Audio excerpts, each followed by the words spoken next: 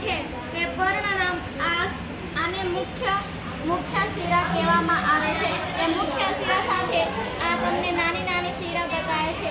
આ પર્ણમાં નાની ઝાલાકાર જાડી બતાવે છે. તેને ઝાલાકાર શિરા વિન્યાસ કહેવામાં આવે છે.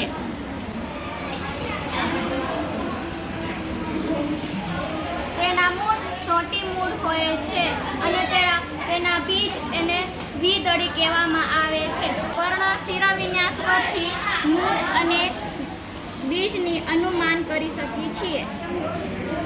આ પર્ણ છે, આમાં આ મુખ્ય શિરા છે, આમાં ઝાલાકાર શિરા વિન્યાસ હોય છે.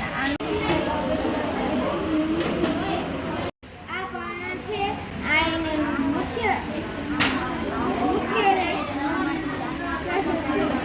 શિરાઓ છે.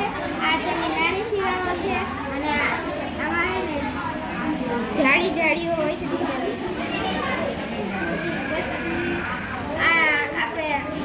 આનું બી છે ને દ્વિદળી હોય છે. એના મૂળ સોટી મૂળ હોય છે અને સોટી મૂળ હોય છે.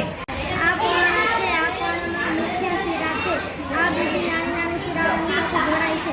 આમાં નાની શિરાઓ હોય છે, તેને ઝાલાકાર શિરા વિન્યાસ કહેવામાં આવે છે. તમે અહીં જોઈ શકો છો. આની અંદર બીજી નાની શિરાઓ જોડાયેલી છે, જેને શિરા વિન્યાસ કહેવામાં આવે છે. આના બીજ દ્વિદળી હોય છે અને મૂળ સોટીમાં રહેલું છે. આપણને અહીંયા ઝાલાકાર શિરા વિન્યાસ જોવા મળે છે. આ પર્ણ ઉપરથી આપણે અનુમાન લગાવી શકીએ કે આના મૂળ સોટી મૂળ હશે અને આના બીજ દ્વિદળી બીજ હશે.